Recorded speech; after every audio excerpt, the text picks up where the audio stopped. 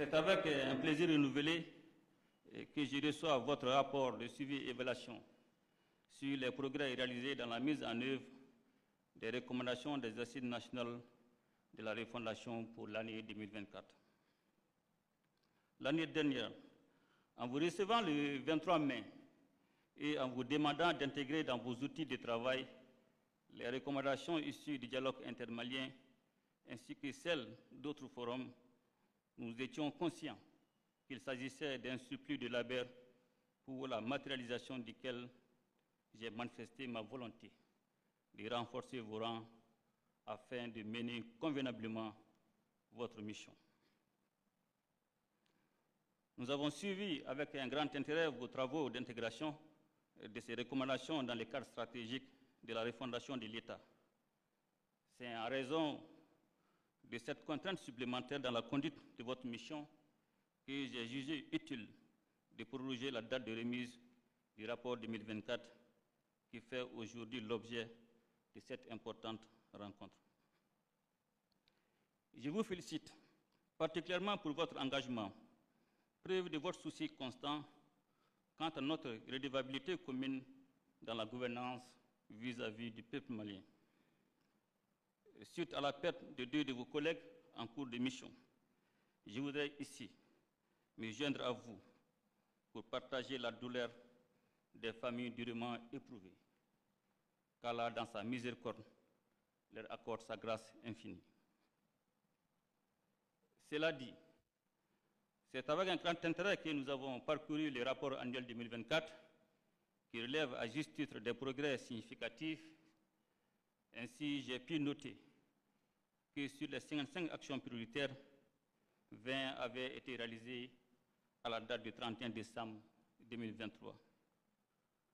À ces résultats fort encourageants, s'ajoute un accroissement de 8 recommandations, soit au total 28 recommandations entièrement réalisées au 31 décembre 2024.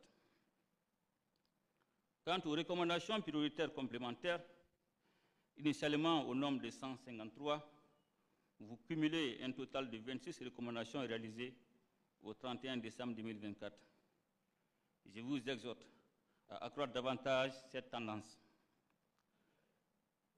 S'agissant des actions présidentielles, elles s'inscrivent dans la droite ligne d'une plus grande équité sociale pour la réduction de l'insuffisance d'accès des populations vulnérables aux services sociaux de base.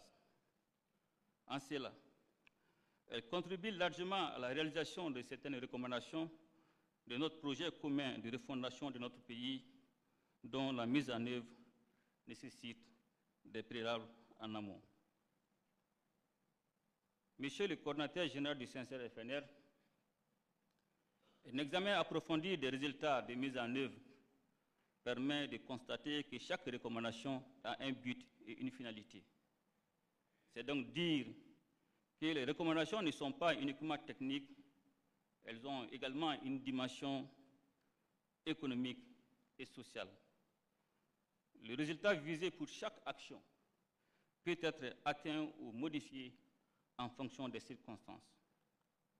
Les caractéristiques des recommandations renseignées permettent de les classer selon leur finalité ainsi que selon leur complexité dans le temps et dans l'espace. La circonstance qui nous réunit aujourd'hui est également opportune pour évoquer le nouvel outil de travail qu'est la vision 2063. À l'exposé de laquelle votre représentation était assurée, cet outil ne vous est assurément pas étranger pour la simple raison qu'il s'agit d'une recommandation phare des Assises nationales de la refondation dans le cadre de la relance économique et de la transformation structurelle de notre économie.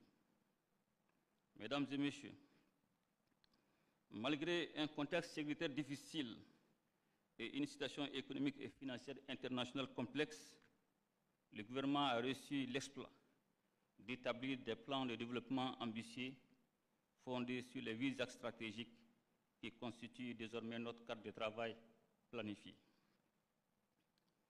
En faisant de l'agriculture et l'industrialisation nos priorités, nous plaçons beaucoup d'espoir dans nos ressources minérales dont l'exportation servira de levier pour stimuler le secteur agricole de notre pays, ainsi qu'il ressort du présent rapport.